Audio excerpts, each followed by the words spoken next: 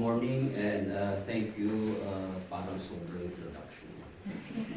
Anyway, what a joy. Talagang bagay na yung hindi mo inaasahan na on the 7th anniversary of Rema ay mapupunta ako ng Roma. 3 years po na nawala ako sa Italy. Sabi ko baka hindi na ako makabalik. Kasi sabi ko 3 years baka hindi na ako papapasukin. No? So yun po yung kinatatakutan ko, pero sabi ko ang bait talaga ng tao. So I'm here, hindi lang po for some reason na ang Panginoon ay gagawa pa rin po ng paraan para po sa mga sa kanyang mga anak. Marami tayong mga plano sa buhay, pero yung plano pa rin po niya ang magtutupad para po sa kanyang anak. Ang dami nating plano, pero sa Panginoon pa rin. So anyway, thank you so much sa araw po na to, na mga bisita po natin, mga kapatiran po na naririto, at ganoon din po sa ating pong online.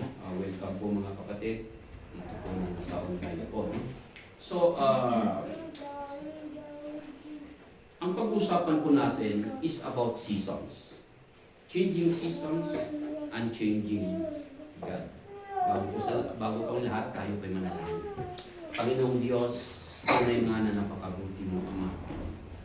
At nakikita po namin, Panginoong Diyos, ang iyong katapatan sa bawat isa, at lalong-lalong po, Panginoong Diyos, sa Rema Baptist Church, na alam po namin na kayo pong nagtatag ng gawain na to, at alam po namin na kayo pa rin po ang patuloy, Ama, na gagabay, at kayo pa rin po, Panginoon, ang may taas sa gawain na to. Salamat, Panginoon, sa lahat po ng mga kapatiran na ginagamit mo, nagpapagamit, Panginoon, upang sa ganun, Ama, ay patuloy pa rin, Panginoong Diyos, na may bahagi po namin ang inyong mga salita, lalo po, Panginoon, sa mga hindi pa nakakakilala sa inyo, hindi lang po sa lugar na to. Subalit, alam po namin na kahit sa lugar, basta lang po magpagamit po kami, Panginoon, ay gagamitin mo po kami. Upang sa ganun, Panginoon, ay marami pa ang makakakilala at naliligtas, Panginoon. Salamat, Panginoon, muli sa oras na to. Buksan mo ang puso't isipan ng bawat isa na amin pong marinig, maintindihan muli, Panginoong Diyos, ang iyong mensahe sa amin sa araw na ito at sa oras. Purihin ka, O Diyos, at purihin ka. Amin dinadalangin sa matamis na pangalan ni Kristo Jesus. Amen. Changing season. Kanina po, narinig po natin yung dalawang nag-testimony. At ang testimony po nila kanina ay patungkol po sa changing season po ng buhay. So, in the sense na naintindihan po natin na may mga seasons po tayo, no, sa buhay. So, season is a period of the year that is distinguished by special climate conditions. Usually, may mga 4 seasons po tayo, di ba? 4 seasons, pero sa Pilipinas, 2 season lang yun. Dry and rainy season. No? Yun lang po yung seasons po natin sa Pilipinas. Pero mostly sa Europe, sa Amerika, sa ibang bansa, ay meron po silang 4. Winter, yung pagkatapos ng winter, meron po tayong spring, summer, and fall. No? So makikita po natin ito na paiba-iba. Paiba-iba po ang climate sa mga seasons na to. Pero kung titignan po natin sa Alaska, 3 party po yung Alaska na mayroon pong 3 months sila na hindi nila makikita ang araw. Mayroon po na talagang wala silang sunrise, wala silang sunset kasi madilim, no? Pero that is from November, December, January, yung ibang part.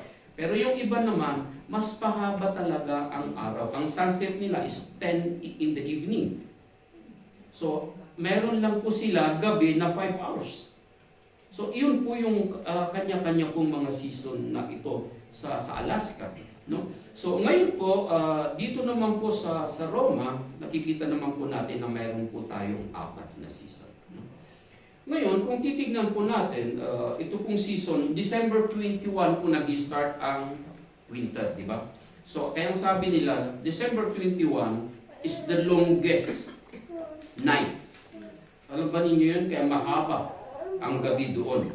Then, papasok naman tayo sa March 21, yun na po yung spring. Pagkatapos po ng spring, meron po tayong June 21, yun po yung longest na day naman. Longest day naman, yung this June 21. Kaya, kung titignan nyo yan, every time na mag-start yung pinaka-longest na June 21, every day, bababa yan ng 1 minute a day. Kaya pagkatapos na ng June, yung pinaka-longest day, may 30 minutes na bababa, medyo iikli na ang araw. Hanggang sa makarating sa September 21 na full. So that is 1 hour and 30 minutes. Ang bababa na, hahaba na yung gabi. No?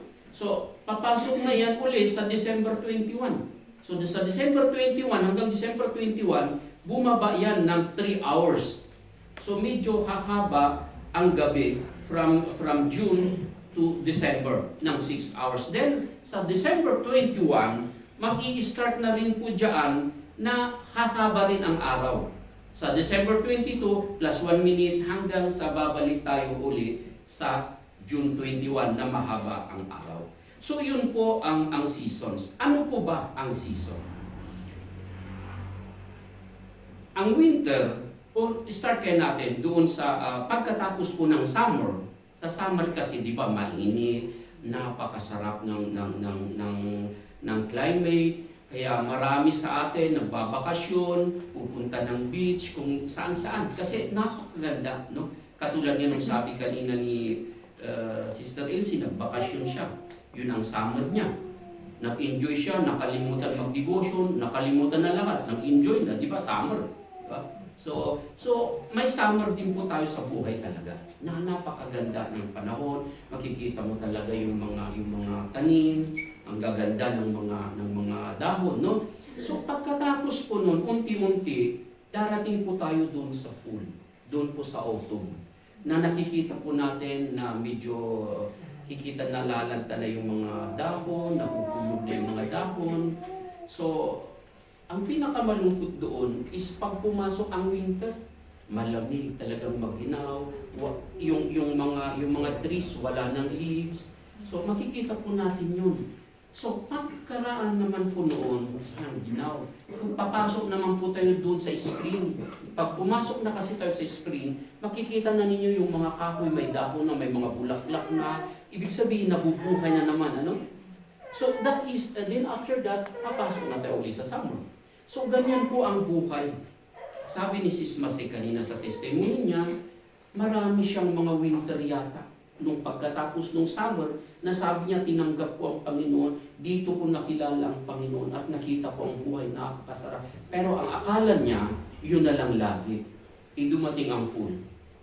Na full si Eric, Bro Eric. Nakita po natin yun. Ganyan po yung buhay. Pero pagkatapos nung dumaan pa siya sa winter na halos maghihiwalay sila. Pero after that, dumating si spring. Hanggang sa summer sila ngayon na magkasama. Changing seasons. Pero may purpose ang season. Pagka nag-change po ang season ng buhay natin, God, sabi niya, for I, the Lord, do not change. May plano po siya sa buhay ng bawat isa sa atin, kaso dumarating nga ang mga bagay na yan, seasons sa buhay, but God will never change. Introduction lang. Ito na po yung isa. Baka kanyo kakain na tayo. Huwag na.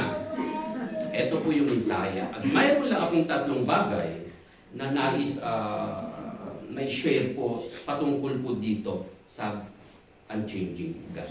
First is that God is not going to change the way He feels about man.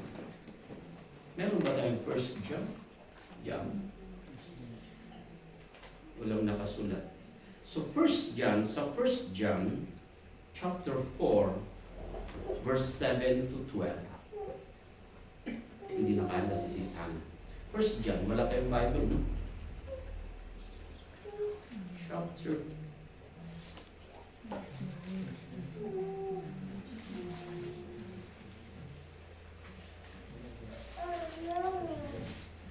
First John chapter 4. Bakit?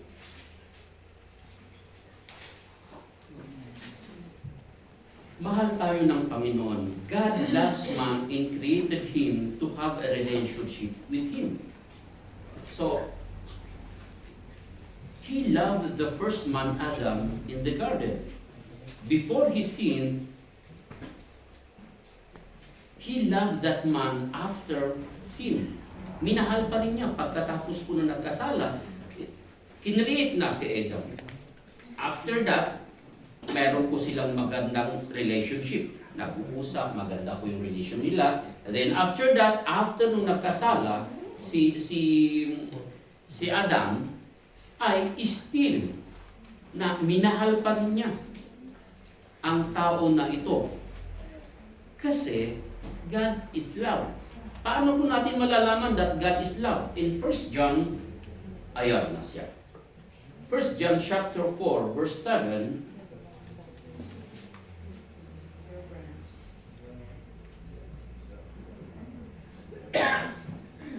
basahin nyo doon, babasahin ko po sa Tagalog. Pasensya na po sa ano natin, no? Mayroon tayo dito English. So, mga minamahal, mag-ibigan tayo dahil ang pag-ibig ay mula sa Diyos. Ang umiibig sa kanyang kapwa ay anak ng Diyos at kumikilala sa Diyos. Ang sino mang hindi umiibig sa kanyang kapwa ay hindi kumikilala sa Diyos dahil ang Diyos ay pag-ibig. Ipinakita ng Diyos ang kanyang pag-ibig sa atin nang isinugo niya ang kanyang isa-isang anak dito sa mundo upang sa pamamagitan niya ay magkaroon tayo ng buhay na walang hanggan. Ito ang tunay na pag-ibig. Hindi tayo ang umibig sa Diyos, kundi siya ang umibig sa atin. At isinugo niya ang kanyang anak upang akuin ang ating mga kasalanan para sa kapatawaran natin. Mga minamahal, kung ganun na lamang ang pag-ibig ng Diyos sa atin, nararapat lamang na mag-ibigan tayo. Yan po ang sinasabi, that God is love. God is not going to change the way He feels about men. Kahit po na tayo po ay makasalanan, kahit po na tayo po ay nagkakasala, God never change. Mahal pa rin niya tayo. Kaya yung kuminsan, yung mga ibang kapatiran, kuminsan, no, sasabihin nila na, nagkasala ko. Hindi na niya ako mahal. Hindi na ako pupunta ng church. Yun po yung akala natin. Pero tandaan po natin na ang Panginoon ay hindi po siya lumalayo sa atin kahit po tayo nagkasala. Tayo lamang po yung lumalayo. Kaya sasabihin, malayo na ang Panginoon sa atin. Ang Panginoon ay naroroon. Hindi po siya nag-change. Lumayo ka sa Kanya, magiging maliit lang ang tingin mo sa Panginoon. Lumapit ka lalo, makikita mo kung gaano niya Kanya kamahal. So God will never change. Kahit na po tayo ay makasalanan. Ang sabi sa verse 5, verse 8, ng Romans.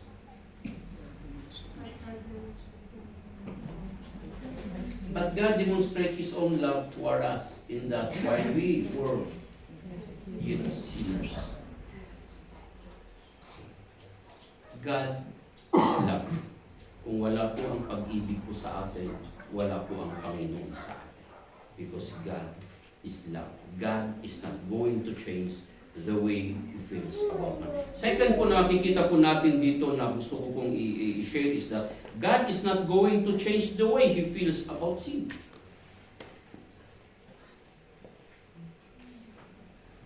Makikita po natin mga kapatid na hindi po siya nag-change kahit patungkol po sa kasalanan na nagagawa po natin. Tignan po natin, when Adam sinned in the garden, God was offended. Nakita po natin yun, na God was offended nung nagkasala po si Adam. At ganun din po na kuminsan sasabihin po natin, Bakit? Doon lang ba? Doon lang ba sa fruit na iyon? Kaya doon nagalit ang Panginoon? Actually, hindi lang iyon. Ang tinitignan po natin dito is disobedience. Ang sabi ng Panginoon sa kanya, huwag mong kakainin yun. Kinain. Kinuha, right? So, iyon po lang naman po. Kaya kung minsan, ang Panginoon, nakikita po niya na ando doon pa rin yung discouragement niya, ando doon pa rin yung lungkot niya. Na-offend siya sa mga part na nagawa po ni Adam. So, hindi lang po question patungkol po doon sa kinain niya, kundi doon po sa disobedience. Nag-disobey po si Adan. Kaya makikita po natin doon na naroroon pa rin ang pagka-offend niya sa mga kasalanan. So, that will not change what he feels about sin. The relationship was broken between God and man, and God has a solution on that. Kaya gumawa siya ng solution, at yun po ay si Jesus Christ. Para po maibalik lamang, yung mga disobedient po ay kay Jesus lamang po ang solution. Para maibalik po ang relationship po ng tao na that was broken is Jesus na mismo na ibinigay niya para po maibalik po ang relationship po natin. So, yan po yung changing season, maaring subuhay na natin, pero hindi po natin nakikita yun pong plano pala niya. Malungkot ka ngayon, pero kaya sabi nila, midnight is the darkest part of the day. Then, after midnight, here comes the dawn. Unti-unti yan. Kaya kung minsan, pag nasa midnight ka na talaga at nahihirapan ka na talaga, asahan mo. Mag-antay ka lang ilang oras, may sunrise na po sa buhay natin. Changing season. Pero, alam nyo, ang sabi kasi rito is that God is not going to change the way He feels about sin. Kung minsan, may mga sin naman na sinasabi natin na sabi na, pwede siguro ito, no? Mostly, sa panahon po natin ngayon, makikita po natin yung nangyayari po sa mundo ngayon. No? Pero of course, pag nakikita po natin yung mga, kasi pag nasa mission po kayo, makikita po ninyo yung paiba-iba po na paniniwala po ng tao. No? Marami, sasabihin lang, ito naman ay para sa Panginoon, ito naman para sa Panginoon. Kahit ano po, ang gawin po natin, nasasabihin natin ay ito pwede sa Panginoon, yun po ay isang na-offend po ang Panginoon sa mga ganun. Sorry to see na talagang marami sa ngayon ang mga relihiyon na ginagawa lamang po na ang Panginoong Jesucristo ay tao lamang. Marami ang gumagawa dyan na pwedeng isabay ito sa mga rituals, sa pagsiserve sa Panginoon, paglilingkod natin sa Panginoon. Marami. Pero kung minsan sasabihin nga natin, pwede naman ito total para sa Panginoon naman. Tignan po natin mabuti ang salita po ng Panginoon kasi yun lang po ang basihan po natin, ang Bible po. Kasi kung minsan, ang Panginoon po ay na-offend din po sa atin pag gumagawa po tayo o kaya nagiging disobedient po tayo. Ang pangatlo na gusto ko pong i-share dito is about naman sa God is not going to change to His plan of salvation. Hindi po yan magbabago kung ano po yung plano po niya sa salvation po. No? Iisa lang po ang plano niya sa salvation. It's the plan He used in the Garden of Eden with Adam. No? It is the plan by which Moses also was saved. It is the plan by which every man or woman has ever been saved. At ganun din po sa mga tao na maaaring masave pa. No? So salvation is by grace through faith lang. Salvation is by confessing with our mouth the Lord Jesus in believing in our heart that God has raised Him from the dead. Salvation is by believing on the Lord Jesus Christ. Iyon lamang po ang plano po niya sa salvation. At wala na pong iba na sasabihin po natin, ito po ang salvation. Sa pananampalataya po lamang kay Kristo Jesus. At hindi po yun magbabago.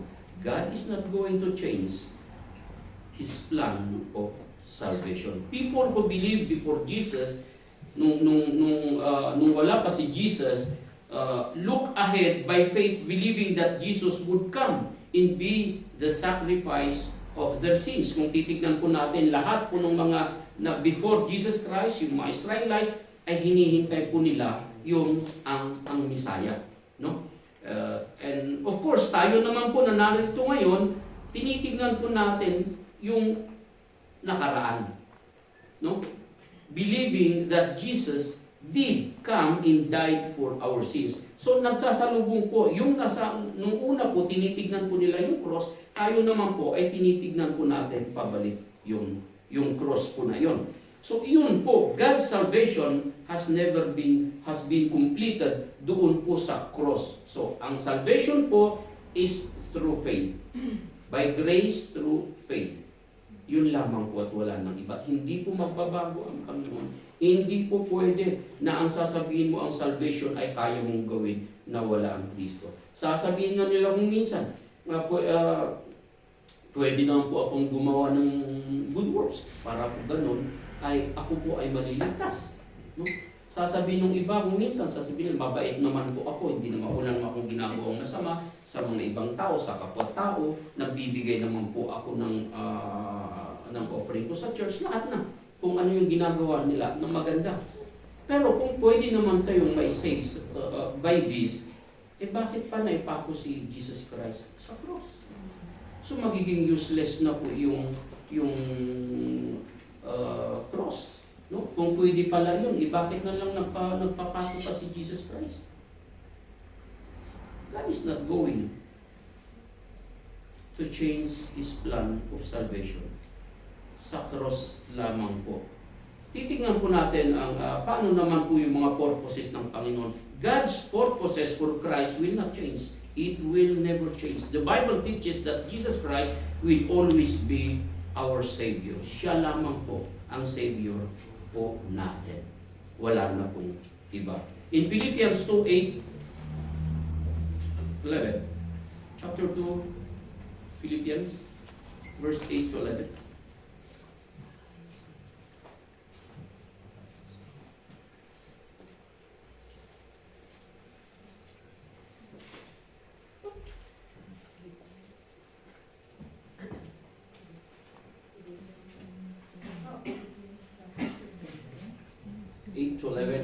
Sabi niya dito sa Tagalog, ano? At sa pagiging tao niya, it started with 7. Sa halip, ibinaban niya ang lubusan ng sarili niya sa pamamagitan ng pag-aanyong alipin. Naging tao siyang tulad natin at sa pagiging tao niya, nagpakumbaba siya at naging masunurin sa Diyos hanggang sa kamatayan. Maging sa kamatayan sa cross. Kaya naman itinaas siyang lubos ng Diyos at binigyan ng titulong higit sa lahat ng titulo upang ang lahat ng nasa langit at lupa at nasa ilalim ng lupa ay luluhod sa pagsamba sa Kanya. At kikilalanin ng lahat na si Kristo ang Panginoon sa ikapupuri ng Diyos Ama. Ginawa na po lahat ng Panginoon. So ang Panginoon lamang po, God's purpose for Christ will not change. Sa Panginoon lamang po ang salvation. Ang pangalawang makikita po natin dyan is that God's plan for all who accept Jesus Christ as their Lord and Savior will not change. 1 Peter chapter 1 verse 3-7. 1 Peter chapter 1 verse 3-7.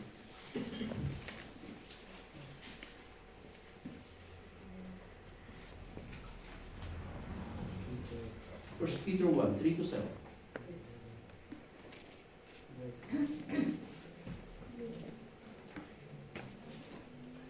Purihin natin ang Diyos at Ama ng ating Panginoong Hesukristo dahil sa dakilan niyang awa sa atin, ipinanganak tayong muli sa pamamagitan ng muling pagkabuhay ni Hesukristo. Ito ang nagbibigay sa atin ng malaking pag-asa na may nakahandang mana ang Diyos para sa atin. Ang manang ito'y nasa langit. Walang kapintasan, hindi nasisira, at hindi kumukupas. At sa pamamagitan ng pananampalataya niyo, iniingatan kayo ng kapangyarihan ng Panginoon habang naghihintay kayo sa kaligtasan na kalaang ihayag sa huling panahon. Dahil dito, dapat kayong magalak sa kabila ng iba't ibang pagsubok dahil ang mga pagsubok na ito'y panandalian lang. At dapat ninyong maranasan para masubukan kung talagang tunay ang pananampalataya ninyo. Katulad ng ginto, sinusubok ito sa apoy para malaman kung tunay o hindi. Pero mas mahalaga ang pananampalataya natin kaysa sa ginto na nawawala. Kaya kapag napatunayang tunay ang pananampalataya nyo, papupurihan kayo para rangalan pagdating ni Hesukristo. Ito po yung i-ready po natin na task. No? God's plan for all who accepted Christ and Lord and Savior will not change. Ito po yung pangako niya at ito po yung naghihintay po sa atin. Kaya sabi niya, sa mga trials na to na dumarating po sa buhay natin, ay iyon po yung magpapatunay na tayo po isang tunay na mananampalataya sa Panginoon. At nakahanda po ang ating mga gantimpala, ang ating mga kayamanan po sa taas at hindi po yun magbabago. So, tandaan po natin, papayan nyo na lang po yung kayamanan natin dito kasi may nakahanda po na kayamanan po doon po sa taas pag nakita po natin muli ang Panginoon. Ito po yung huli na gusto ko pong i-share. God's plan to judge the wicked and condemn those who choose sin over Christ will not change. Hindi po magbabago ang Panginoon sa kanyang plano sa mga tao na hindi po tumanggap kay Kristo o hindi po nila tinanggap si Kristo sa kanilang buhay. At iyan po ay hindi po magbabago. It's sad, but the wages of sin is death.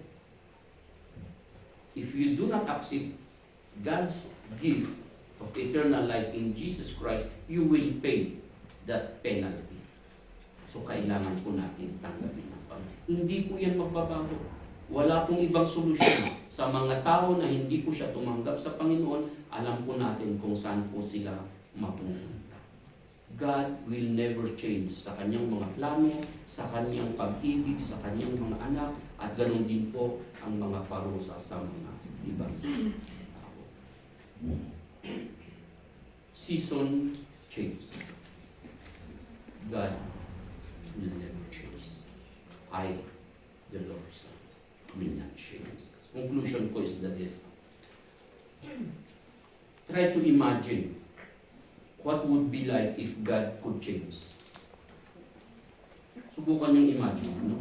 Halimbawa, ang Panginoon ay magbabago. When something changes, it's either changes for better or for worse. If God could change to be better, then He was not the best. And how could God not always be the very best? Then what kind of God would He come? How could you trust a God that could change? God never changes.